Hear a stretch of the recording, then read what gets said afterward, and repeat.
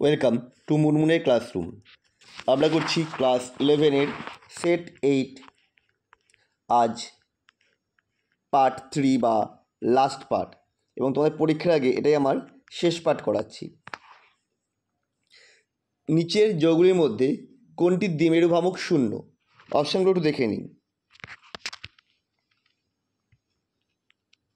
6,1,2 dichloroethane, chloroform, প্যারাক্লোরোটলুইন, tons 1,2 ডাইক্লোরোইথিলিন।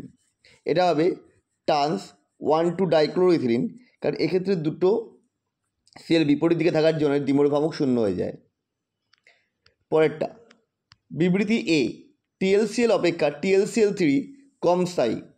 আবার শ্রেণী 13-র ক্ষেত্রে নিষ্ক্রিয় জোর প্রভাবের জন্য ভারী মৌলগুলির +1 জারণ স্তর +3 জারণ স্তর অপেক্ষা বেশি স্থায়ী হয়। অবশ্যই এখানে বক্তব্য এ এবং আর উভয় সঠিক, এবং আর হলো এর সঠিক ব্যাখ্যা, কারণ +1-এর থেকে +3 কম স্থায়ী, সেই কারণে এই TLClটা বেশি স্থায়ী হলো, স্থায়িত্ব বেশি হলো। তাহলে এটা যাবে অপশান এ। বিবৃতি 1 আর 2, পি এর কক্ষক ডাম্বেল আকৃতির, এটা অবশ্যই সঠিক। আর পি কক্ষে অবস্থিত ইলেকট্রনের এম এর মান হলো -1 0 +1, অবশ্যই এটাও সঠিক। তিনটে চৌম্বক কোয়ান্টাম সংখ্যা দেখা যায়, তাহলে এখানে হবে 1 এবং 2 উভয়ই সত্য, অপশান এ। বিবৃতি 1, BF3 অণুটি ভি আকৃতি বিশিষ্ট, NF3 অণুটি চতুস্তলকীয়।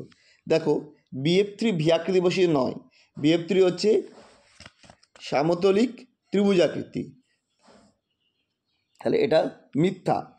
বোরন পরমাণুটি নাইট্রোজেন পরমাণু অপেক্ষা ক্ষুদ্র, এটাও মিথ্যা, বোরনের আকার ছোট।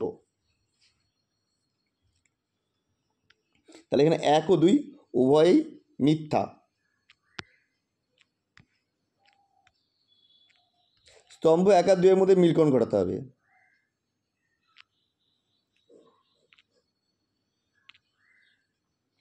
.1 মোল H2O তো অণুর সংখ্যা, তাহলে অ্যাভোগাড্রোর সংখ্যা 0.1 মানে 6.02 10^22, অপশান ডি।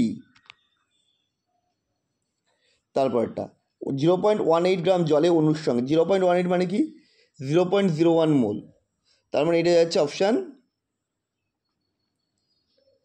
সি।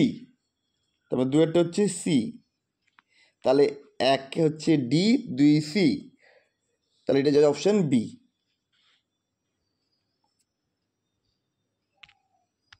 চলো পরের কোশ্চেন। ও আবার স্তম্ভ মেলানো।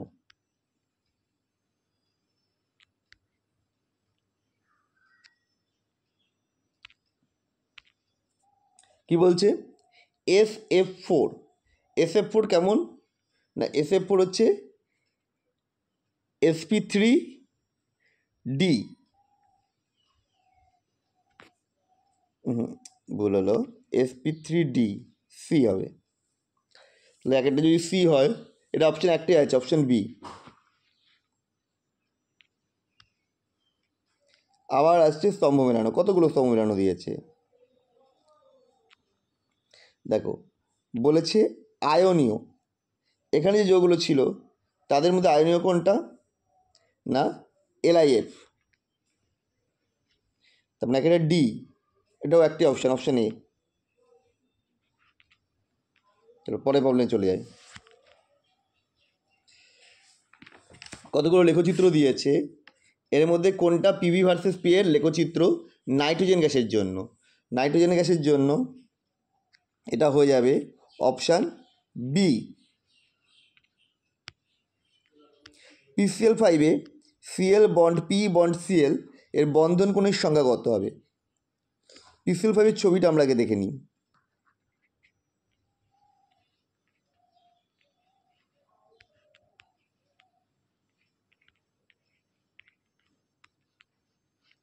এই যে এই কোণগুলো হচ্ছে 120 ডিগ্রি তবে তিনটে, আর তিনটে 6টা থাকবে হচ্ছে 90 ডিগ্রি, ওপর তিনটে নিচে তিনটের সাথে, আর একটা হবে 180 ডিগ্রিতে। তার মানে এটা অপশান সি।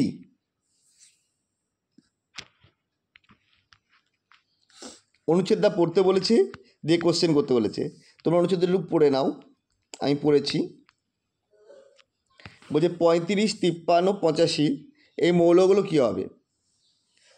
35, 53, 85 এরা হচ্ছে ব্রোমিন, আয়োডিন, অ্যাসিটাইন, অর্থাৎ এগুলো যাবে প্রত্যেকটা হ্যালোজেন মৌল, অপশন বি।